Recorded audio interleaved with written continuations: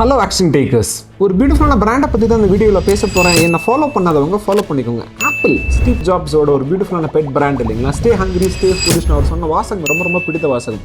Apple பார்த்தீங்கன்னா ஒரு Eeco system build பண்ணிட்டு இருக்காங்க. ஈக்கோ சிஸ்டம்னா என்னன்னு பார்த்தீங்கன்னா, இன்றைக்கி ஆப்பிள் ஃபோன் வாங்குறவங்க ஆப்பிள் வாட்ச் வாங்கணும்னு தோணும். ஆப்பிள் வாட்ச் வாங்குறவங்களுக்கு ஆப்பிள் ஏர்பாட்ஸ் வாங்கணும் அப்படின்னு தோணும். Apple watch, apple AirPod, apple phone இருக்குன்னா மேக்புக் ஏர் வாங்கலாமே அப்படின்னு தோணும். அப்போ இந்த நாளையும் வாங்கும்பொழுது ஈக்கோ சிஸ்டம் எப்படி பில்ட் ஆகுது அப்படின்னா, இப்போ எனக்கு ஃபோன் வருது, என்னோட ஐ வாட்சில் நான் அதை ஆன்சர் பண்ணிக்கலாம். ஐ வாட்ச் தூரமாக இருக்குன்னா மேக்புக் போடுதுன்னா மேக்புக்கில் என்னோட ஃபோனை வந்து ஆன்சர் பண்ணிக்கலாம். அப்போ இந்த ஈக்கோ சிஸ்டத்தை அழகாக நம்மக்கிட்ட எல்லா ப்ராடக்ட்ஸையும் கொடுத்து நம்மக்கிட்ட சிறப்பாக மார்க்கெட்டிங் பண்ணுறாங்க.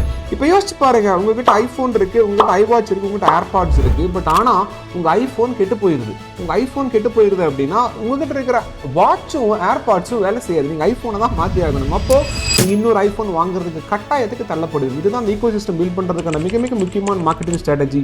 இதை புரிஞ்சுக்கிட்டீங்க அப்படின்னா you start embracing apple more for it's innovation. நண்பர்களே, ஆப்பிள் மாதிரி வேறு என்ன ப்ராடக்ட்ஸ்லாம் இருக்குது, அவங்க மார்க்கெட்டிங்கில் சிறப்பாக பண்ணுறாங்க அப்படிங்கிறது கமெண்ட் பாக்ஸில் கமெண்ட் பண்ணுங்கள்.